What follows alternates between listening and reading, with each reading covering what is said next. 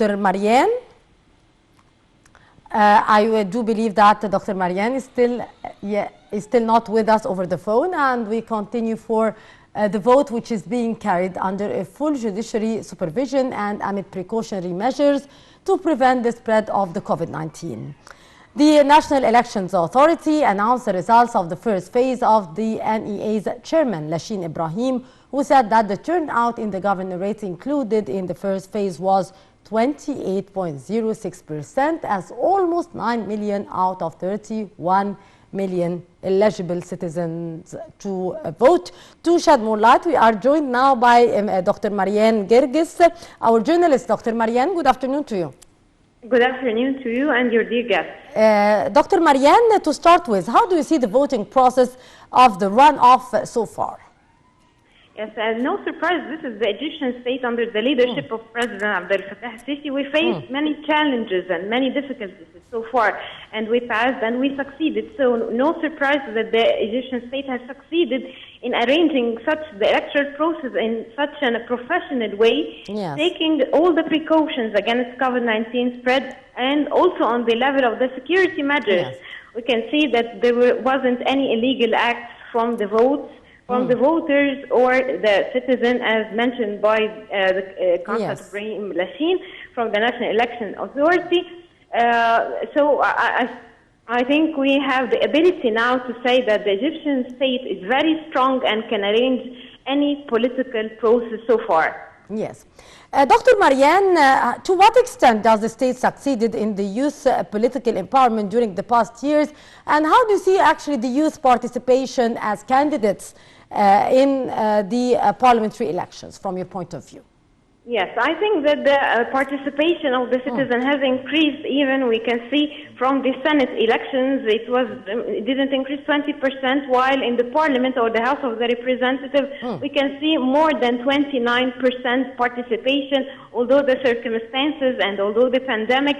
So I think the participation percent is so far very fine, and it's very important to be apart from this process. It's very important to share positively. I always say that the citizen has a weapon, which is his vote, the casting the ballot, which is the choosing, is a weapon to choose the best candidate who can represent him or her, and to speak his mind in the parliament, to talk about his problems, and even being apart from this process is being a part of the state. Yes. What about the women in the parliament, Dr. Marian? How do you see their participation? And now we are talking about 25%, which is the women's participation in the parliamentary, in the parliament. So how do you see that, and what does that represent for you as a female here? Yes, of course, this is the new quota of the women in the parliament, the representation of the women, and I always say that this is the golden age for the Egyptian woman to regain her rights for all the past year that she didn't share, or she was not empowered politically or economically.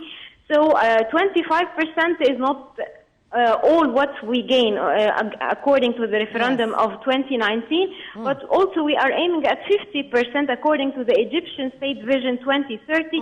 So it's more than 20. It will be more than 25%, and I think having women in the parliament or the House of the Representatives will reflect more about the problems of the females or the Egyptian female in the society, which will make us process more laws that will enforce the status of the Egyptian female. Yes, indeed. Dr. Marian, how important is that all voters, all eligible voters practice their political right of choosing their representative in parliament? Yes, of course, this is a very important, although I can see also in the upcoming 5 years of the new parliament that there will be more challenges in front of the new parliament that it will be to face either on the regional level or on the global level. Also, we are being a bicameral regime by completing the elections of the Senate, and we have already a Senate and a new House, a new parliament, so we are having a bicameral regime, 2 rooms to make laws that will cope more with our problems, and new legislation that can make our life better. Also, I expect that the 2 rooms will work in harmony to face all the challenges that we are having on the regional and the global level. like securing our borders, the new administration of the USA and the Libyan affair, the Palestinian affair, and also facing the Turkish illegal acts in the Mediterranean Sea. Yes, indeed. Dr. Marianne, we are talking about 220 candidates which are competing for 110 seats in the individual system. From your point of view, is this election different in terms of parties, participation, and individual system? How do you see this election, and more parties are taking part? How will that enrich the political life in Egypt and increase the effectiveness of the House of Representatives from your point of view? Yes, even on the closed party list system, we can see that many parties and many levels of all the population are being representative in the House of the Representatives of the Parliament. For the individual seats, we can see that the competition may be very near to each other. The numbers were very near, so this means that there is really a political competition. There is active competition on the Egyptian soil. So I think this will enrich the political life with many opinions, and we will have many visions or many angles to their problem. And of course, that will reflect, and it will be reflected on our problems and our ability to solve the problems. Yes. Dr. Marianne, what issues should be tackled by the new House of Representatives as the government proceed with its successful economic reform and its developmental projects, which of course is hailed by all citizens? Yes, we expect more maturity for the Egyptian state in the coming years on the executive level and on the legislative level also. And I think the government will be under the supervision of the parliament, or they will be on harmony with each other. So I think there are many issues that will be discussed in the parliament with the government on the internal level and on the external level. On the internal level, I can see many affairs and many problems to be discussed for the internal affairs and for the positivity of the Egyptian population. Indeed, Dr. Marianne, what should the Egyptians expect from the upcoming parliament? I think they are expecting more laws that can cope with their life and that can make their life easier and better. Like many things and many issues that were discussed so far, especially for the female and the youth, and more empowerment of the youth and more laws that can make our life better. Indeed. Actually, the expats are voting and represented in the upcoming parliament. Why is the expats' participation in the political life important, and how does it serve the nation as a whole? Yes, of course, sharing in the political life in the Egyptian state, maybe it's different from the years before. Before 2014, we were very passive and we were excluded from sharing this political rights. We were like guests in our country, but now we are no more guests. We are sharing actively and we are taking our opinions in a dependent way. Yes. Dr. Marianne, what does selecting a new House of Representatives in Egypt mean for the world?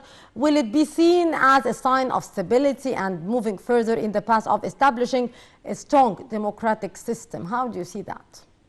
Yes, of course, in front of all, on the global level, of course, they are seeing that Egypt is proceeding and it's gaining more maturity on the internal level and on the external level.